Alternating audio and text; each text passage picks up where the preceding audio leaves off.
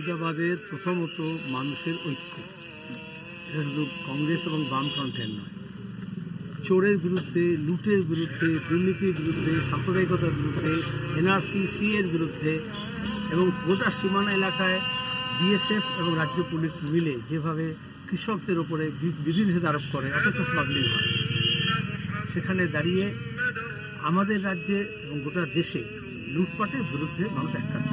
দিল্লির মোদির লুট আর রাজ্যের দিল্লির লুট দুটোকে আটকানো। বেকার ছেলে মেয়েদের কাজের প্রশ্ন, শিক্ষার প্রশ্ন, দক্ষতার প্রশ্ন, কেন তারা মাইগ্রেন্ট লেবারার হবে? এই রাজ্যকে তাদের রক্ত, ঘাম, দক্ষতা দিয়ে, শিক্ষা দিয়ে মেধাবীতা তৈরি করতে পারে না? আমাদের রাজ্যের যেসব জায়গা থেকে সবচেয়ে বেশি পরিযায়ী শ্রমিক, তার মধ্যে মুর্শিদাবাদ অঞ্চল বেশি। কেন? এরা দক্ষ শ্রমিক, কাঠের মিস্ত্রি, রাজমিস্ত্রি, গোটা রাজ্যের দেশটাকে গড়ছে। তারা যে ঘর তৈরি করতে পারে না, জেলা করতে পারে না, তাদের রাজ্য সব তৈরি করতে পারে না, সে সুযোগটা আমাদের তৈরি করতে পারে। তার সঙ্গে যোগাযোগ ব্যবস্থা আমাদের খুব পরে কী হয়েছিল, গঙ্গার তীরের দিকে যোগাযোগ ব্যবস্থা হয়নি, রেল লাইন ঠিক মতো হয়নি।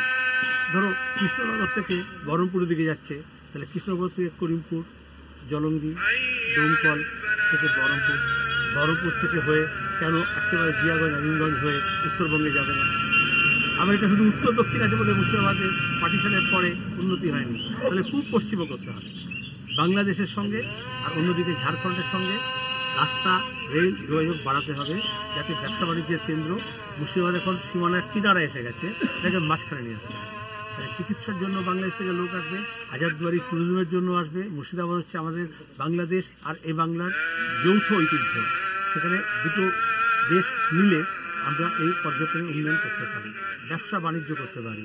দুবাইয়ের মধ্য দিয়ে হচ্ছে, আহমেদাবাদ গাজিয়াবাদে বসে হচ্ছে, কিন্তু রাজশাহী এবং মুর্শিদাবাদের মধ্যে যদি সীমানা খুলে যায়, তাহলে ব্ল্যাক মার্কেটিং বন্ধ হবে, স্মাগলিং বন্ধ হবে, আর স্থানীয় ছেলেমেয়েরা ব্যবসা করে খাবে, ব্যবসা বাণিজ্য বাড়বে। গোটা রাজ্যেই পরিবর্তন হবে, দেখো গোটা দেশেই পরিবর্তন হবে। এই জন্য মোদি ওদিকে 400 পার চিৎকার করছে, আর মমতা বলছে চুরি বারবার, কিন্তু না 400 পার হবে না চুরি বারবার হবে। মানুষ এককাট্টা হয়েছে, বিজেপি তৃণমূলকে হারাবে। এই মুর্শিদাবাদ ছিল সুবে বাঙ্গাল, বিহার, ওড়িশার রাজধানী। এখানেই দেশের স্বাধীনতা সূর্যাস্ত গেছে। মনে আছে রবীন্দ্রচন্দ্র সেনের কবিতা পলাশী প্রান্ত, বাঙালির খুনে লাল হয়েছে তা ক্লাইভের খঞ্জা। আজকে ওয়েস্ট ইন্ডিয়া কোম্পানি সেই একই কাজ করছে। শুধু মুর্শিদাবাদ আবার গোটা দেশের সামনে নতুন পথ উন্মোচিত করবে। আমি পরীক্ষক নেই, আমি নাম্বার দিই না, ভোটে মানুষ নাম্বার দেয়।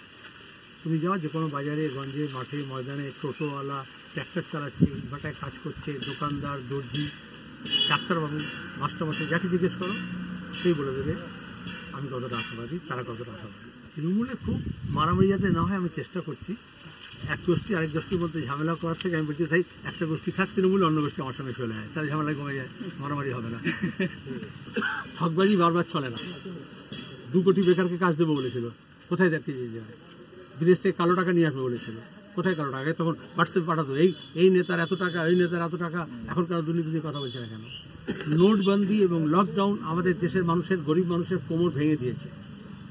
উন্নয়ন মানে হচ্ছে এক ধাপ উপরে যাওয়া, শিক্ষায়, দীক্ষায়, সড়কে, রাস্তায়, ঘাটে, কাজ কারবারে, আয় ব্যয়। সেখানে লকডাউন এবং নোটবন্দি আমাদের দেশের মধ্যবিত্ত এবং নিম্নবিত্ত মানুষকে এক ধাপ নিচে ফেলে দিয়েছে, তাদেরকে আবার উত্থান করতে হবে। এই জন্যই এই যে মোদি অমিত শাহকে চালাকি লোকে ধরে নিয়েছে, রাম মন্দির থেকে সিএ, এনআরসি নিয়ে সব রকমের অস্ত্র ব্যবহার করেছে, 370, ইউসিসি, আর কোনো অস্ত্র বাকি নেই। মানুষের হাতে একটা অস্ত্র আছে, সেটা দিয়ে হবে। এই আওয়াজ শুনছে না, ঢাং করে আওয়াজ হচ্ছে, ওটাকে বলে সোনারের টুকটুক টুকটুক করে হয়, আর লোহারের একটা ঠুক হয় হাতুড়ি দিয়ে। দেখুন, একদিকে উন্নয়ন আছে, কারণ মামাটি মানুষের নেত্রী মমতা বন্দ্যোপাধ্যায়ের উন্নয়ন, এমন কোনো বাড়ি নাই যে বাড়িতে পৌঁছয়নি। ঈদের বাজারে এই যে মায়ের রমজান গেল, রমজানের আগেই, রমজানের মাঝামাঝি যখন ঈদের বাজারে যাচ্ছিল, যখন 1 তারিখে, 1 তারিখেই নেত্রীর আমাদের 500 টাকার জায়গায় 1000 টাকা যোগে লক্ষ্মণ ভাণ্ডার, সেই লক্ষ্মীর ভাণ্ডারে তুলতে দেখলাম বিরাট লাইন। আর ওই টাকাতেই ঈদের বাজারের অনেকটাই তাদের হয়ে গেল। কেউ সিময়ের ব্যবস্থা করলো, কেউ ঈদের ব্যবস্থা করলো, কাপড় চোপড় করলো, এবং সব যায় সকলের ক্ষেত্রেই একটা বর্ধিত টাকা পেয়েছে 1 মার্চ থেকে। তো এটা একটা ভালো দিক, উন্নয়ন তো আছেই। আর একটা কথা আপনাদের বলে রাখি, বাংলার এমন কোনো ব্লক নাই, এটা আমাদের চ্যালেঞ্জ, যে এই মুহূর্তে 50 কোটি টাকা মিনিমাম কাজ চলছে। রাস্তাঘাটের কাজ, পানীয় জলের কাজ, মিনিমাম 50 কোটি টাকার কাজ চলছে, কোথাও 100 কোটি, 150 কোটি, 200 কোটি টাকারও আছে। এই যে একটা ব্যাপক উন্নয়ন হচ্ছে, আর একদিকে বিজেপি হাত তুলে বসে আছে, 100 দিনের কাজের টাকা নাই, মানুষের ঘরের ছাদের টাকা নাই, মিউনিসিপ্যালিটি গুলো এক কিস্তি দিয়ে বসে আছে হাত গুটিয়ে, টাকা নাই। এ তো একটা বাংলাকে বঞ্চনা করা হচ্ছে, বাংলার মানুষকে বিভিন্নভাবে আষ্টে পিষ্টে চেপে ধরার চেষ্টা করছে ভারতবর্ষে বিজেপি পার্টি। সুতরাং বিজেপির তো কোনো লক্ষণই নাই বাংলার মানুষের প্রতি। তাই এবারে মনে হচ্ছে নির্বাচন আমাদের কাছে আরো সহজ এবং সরল। মুর্শিদাবাদে আমার তো মনে হচ্ছে যে এবার 3টে সিটি, এর আগে তো অনেক পরিবর্তন হয়েছে, কারণ 22টার মধ্যে 20টা সিটি আমরা মুর্শিদাবাদে তৃণমূল কংগ্রেসকে জিতিয়েছিলাম, এই জেলার মানুষ জিতিয়েছিল। একসময় অধীর চৌধুরীর গড় ছিল এই জেলা, সেখানে আমাদের তৃণমূল কংগ্রেস শূন্য ছিল। আজকে সেই জায়গায় দাঁড়িয়ে মুর্শিদাবাদ জেলার 22টার মধ্যে 20টা বিধায়ক তো অনেক দিয়েছে। আগামী দিনেও দেখবেন মুর্শিদাবাদ জেলায় বাংলার মধ্যে একমাত্র জেলা 3টে এমপি মুর্শিদাবাদ জেলায় জিতবে। দেখুন, জেতা নিয়ে আমরা আশাবাদী নই, 100% জিতবো। মানুষের আশা, মানুষের দোয়া আমাদের সঙ্গে আছে, এটা বিশ্বাস করি। মমতা বন্দ্যোপাধ্যায়ের দিকে তাকিয়েই বাংলার মানুষ, বাংলার মেয়ে মমতাকেই চাইবে।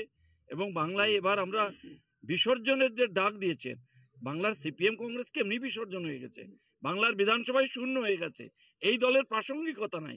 এক বিজেপি, তাকেও এবার আমরা শূন্য হাতে ফিরিয়ে দেবো বাংলা থেকে। দেখুন, গোষ্ঠী কন্দল চিরদিন ডানপন্থী দলে আছে। পঞ্চায়েতে কাকে টিকিট দিতে পেরেছি, কাকে পারিনি, কে ক্ষোভ আছে, বিক্ষোভ আছে, কে ব্লক সভাপতি ছিল আর একটা নতুন হয়েছে, এ ক্ষোভ বিক্ষোভ থাকে। আবার যখন ভোট আসে সবাই কাঁধে কাঁধ মিলিয়ে নেমে পড়ে, এটাই তো আমাদের কৃষ্টি কালচার, সেই কালচারে আমরা অভ্যাস। আবার দেখবেন নির্বাচন আসলে এই ডোমকলে দাঁড়িয়ে, ডোমকলের মাটিতে দাঁড়িয়ে বলছি, যেখানে গোষ্ঠীকন্দল ও যাই বলা হোক না কেন, ডোমকলের মাটিতেই প্রায় 50,000 ভোটে মিনিমাম আমরা বামপন্থীকে এখান থেকে হারাবো।